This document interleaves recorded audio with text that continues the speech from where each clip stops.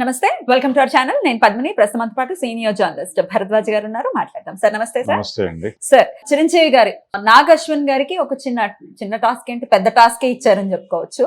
పాతాళ భైరవి సినిమాని రీమేక్ చెయ్యాలి అనే ప్రాజెక్ట్ ని నాగ్ అశ్విన్ గారికి ఇచ్చారు అనే వార్తలు బయట చాలా జోరుగానే వినపడుతున్నాయి.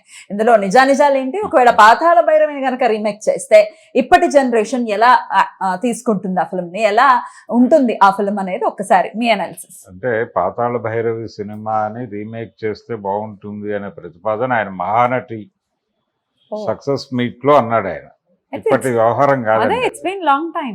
అప్పుడెప్పుడో అన్నాడు. దాన్ని ఇప్పుడు కల్కి సందర్భంగా వైరల్ చేస్తున్నారు కావాలని. అలాగే చిరంజీవి గారు కల్కి సినిమాని ఆశీర్వదించారు అని అశ్విని దత్ గారు చెప్పారు. ఆ వార్తతో లింక్ చేసి నాగశ్విన్ నెక్స్ట్ చిరంజీవితో చేస్తాడని, తర్వాత ఈ కల్కిలోనే కృష్ణుడు పాత్ర మహేష్ బాబు చేస్తే ఎలా ఉంటుంది అని ఒక ప్రతిపాదన ఆయన దగ్గరికి వెళ్ళిందని, ఇలా రకరకాల వార్తలు సర్క్యులేట్ అవుతున్నాయి. కానీ వీటిలో పూర్తి వాస్తవాలు లేవు. అయితే మహానటి సక్సెస్ టైంలో చిరంజీవి గారు నాగశ్విన్తో వేదిక మీదే అన్నాడు అన్నమాట. అంటే నాకు పాతాళ భైరవి లాంటి సినిమా చేయాలని కోరిక ఉంది, అలాంటి సినిమా నాతో డిజైన్ చేయొచ్చు కదా అని అడిగాడు ఆయన. ఈ సోషియో ఫ్యాంటసీ మీద ప్రత్యేకమైన ఇంట్రెస్ట్ ఉంటుంది చిరంజీవి గారికి అని అనుకోవచ్చా? అవునండి. అంటే పిల్లలతో అటాచ్ అయ్యేటువంటి సినిమాలు చేయాలనేటువంటి ఒక కోరిక. అంటే ప్రారంభం నుంచి ఆయన అభిమానుల్లో పిల్లల సంఖ్య ఎక్కువ ఉండేది అప్పుడు కూడా. అందుకని వాళ్ళని అట్రాక్ట్ చేసే కథలతో సినిమాలు చేయాలనే ఉద్దేశంతో ఎంవి రఘు గారికి కూడా ఆయన కళ్ళు సినిమా సక్సెస్ అయిన తర్వాత ఈ గలివర్ ట్రావెల్స్ లాంటి సినిమా ఏదైనా నాతో చేయొచ్చు కదా అన్నాడు అప్పుడు కూడా. ఇలాంటి ప్రతిపాదనలు పెడుతూ ఉంటాడు ఆయన ప్రతి ఒక్కళ్ళ దగ్గర. కొన్ని వర్కౌట్ అవుతాయి, కొన్ని కావు. ఇప్పుడు ఆయన చేయబోతున్నటువంటి బింబిసార డైరెక్టర్తో చేస్తున్న సినిమా అది దాదాపు అలాంటి కథే. అది కూడా మాయలు మంత్రాలు ఉండేటువంటి కథే కాబట్టి అది నారాయణ రెడ్డి గారి టైటిల్ వాడుకుంటున్నారు, విశ్వంభర. ఆ సినిమా కొంత ఆయన ఆకలి తీర్చొచ్చు. కానీ పాతాళ భైరవి సినిమా అని ప్రత్యేకంగా ప్రస్తావించాడు ఆయన. అది కేవీ రెడ్డి గారి డైరెక్షన్లో వచ్చిన సినిమా. ఎన్టీ రామారావు గారిని సూపర్ స్టార్ని చేసినటువంటి సినిమా అది. అదే సినిమాని యాజ్ ఇట్ ఈజ్గా రీమేక్ చేయమని కూడా అనలేదు ఆయన. కానీ ఇప్పుడు సర్క్యులేట్ అవుతున్నటువంటి వార్తల్లో పాతాళ భైరవి రీమేక్ జరుగుతోంది, అశ్విని దత్ చేయబోతున్నాడు, దాన్ని నాగశ్విన్ డైరెక్ట్ చేయబోతున్నాడు అని చెప్పి రాసేస్తున్నారు. దీనికి ప్రాతిపదిక ఏమీ లేదు, అప్పటి మాటే. ఇంకా ధృవీకరణ లేదు. రెండోది అది రీమేక్ చేయటం అనే కార్యక్రమం అయితే ఉండదు. ఓన్లీ పేరు తీసుకుంటారని అనుకోవచ్చా? పోనీ పేరు కూడా లేదండి. ఆ ధోరణిలో ఒక సాహసోపేతమైనటువంటి రాజకుమారుడి పాత్ర చెయ్యాలి. రాజకుమారుడు కాదు, నిజానికి తోటరాముడు అనేటువంటి ఒక తోటమాలి కొడుకు. అతను రాజకుమారిని పెళ్లి చేసుకోవటం అంటే కత్తి నోట కరుచుకుని కోటని ఆ గోడలు ఎగబాకటం అనేది ఇమేజిన్ వస్తుంది వెంటనే పాతాళ భైరవి అనగానే. అలాంటి సాహసోపేతమైనటువంటి ఒక హీరో క్యారెక్టర్ చేయాలనేది ఆయన కోరిక.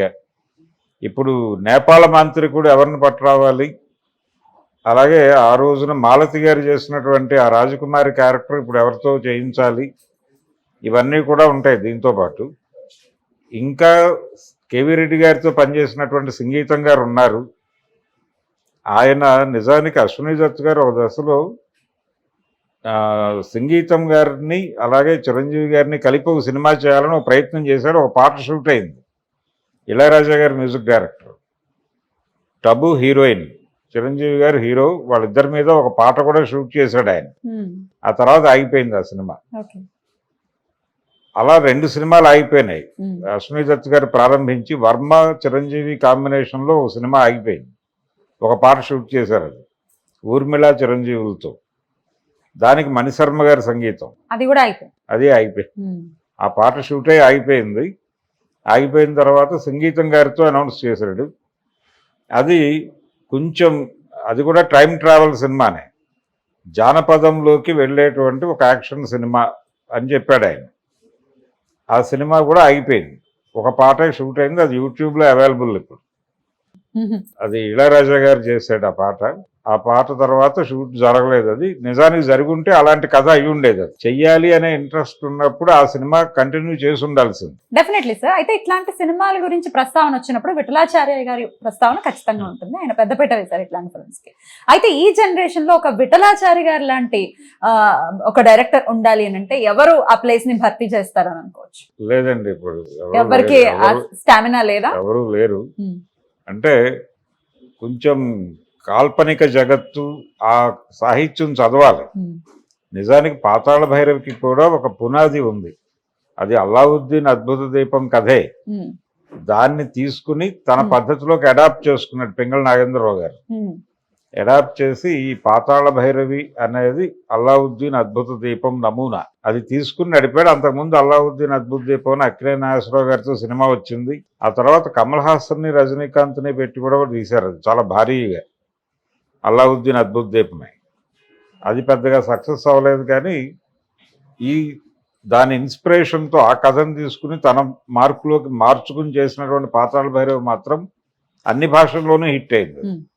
అది హిందీలో కూడా సక్సెస్ అయింది ఆ సినిమా.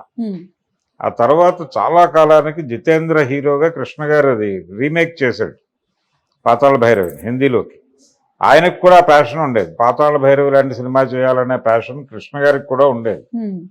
ఆయనకి వర్కౌట్ అవ్వలేదు. ఫైనల్గా అది చిరంజీవి గారు ఇప్పుడున్నటువంటి కండిషన్లో ఈ ఏజ్లో ఆ క్యారెక్టర్ చేయటం కష్టం.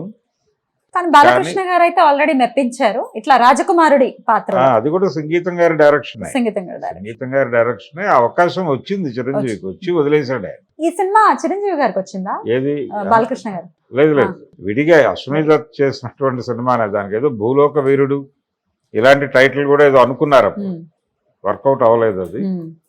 కాబట్టి ఆయనేమో ఆయన ఏజ్లో ఉన్నప్పుడు అప్పుడు ఏ సినిమాలు వర్కౌట్ అవుతాయో ఆ సినిమాలు చేసుకుంటూ వెళ్ళిపోయాడు. ఏ రకమైనటువంటి ప్రయోగాలకి ముందుకెళ్ళలేదు చిరంజీవి. ఒక దశలో సుబ్బరామిరెడ్డి గారు, టి సుబ్బరామిరెడ్డి, ఆయన వీరార్జున అని ఒక పౌరాణిక సినిమా చేయాలనుకున్నాడు చిరంజీవితో. స్ట్రైట్ రౌడీ తర్వాత స్ట్రైట్ రౌడీలో ఒక చిన్న పడక సీన్ తీశారు వాంటెడ్గా కావాలని. అందులో అర్జునుడిగా చిరంజీవికి గెటప్ వేసి నటింపజేశారు. ఒక ట్రయల్ వెర్షన్ లాగా చేశారు. అది బాగానే ఉన్నాడు. మనం వీరార్జున అనే టైటిల్తో ఒక పౌరాణిక సినిమా చేసేద్దాం చిరంజీవితో అనుకున్నాడు, కానీ అది ముందుకెళ్ళలేదు. అలా ఒక పౌరాణిక సినిమా మిస్ అయ్యాడు ఆయన, జానపద సినిమా మిస్ అయ్యాడు. ఈ జానర్స్ అన్ని చేయలేకపోయానని ఇప్పుడు బాధపడుతూ ఉంటాడు. పౌరాణికానికి సంబంధించి కూడా ఆయనకు బాధ ఉంది. ఓ సినిమాలో శివుడి వేషం అయితే వేశారు, మంజునాథ సినిమాలో అయితే వేశారు, కూడా ఆపద్ బాంధవుడిలో కూడా శివుడి వేషం ఉంటుంది సాంగ్ లో. గెటప్ వరకే అలాంటి గెటప్ స్ట్రైట్ రౌడీలో వేశాడు ఆయన అర్జునుడిగా. ఒక పూర్తి స్థాయి పౌరాణిక సినిమా చేయలేదు అనే వెలితి ఉంది. కృష్ణ గారికి, శోభన్ బాబుకి, వాళ్ళందరికీ తీరింది అది, వాళ్ళు చేశారు. ఈయన ఆ టైంలో తీసుకోవాల్సిన నిర్ణయాలు తీసుకోకపోవడం వలన ఇప్పుడు అది బాధగా మిగిలింది అంతే. ఇప్పుడు చేస్తే సూట్ అవుతాయా? ఇప్పుడు కష్టం అండి. పౌరాణికం చేయొచ్చు, ఆయన ప్రయత్నం చేయొచ్చు. అంటే రావణ పాత్రలు లాంటివి తీసుకుని చేయవచ్చు ఆయన. రామారావు గారు చేసిన పద్ధతిలో చేస్తే బానే ఉంటుంది, కానీ ఎవరు చేస్తారు అనేది చూడాలి. చేస్తే జనాలు ఎలా యాక్సెప్ట్ చేస్తారు, ఆయన ఎలా కన్విన్స్ చేస్తారు అనేది కూడా డెఫినెట్ గా ఇంకొక ప్రశ్న.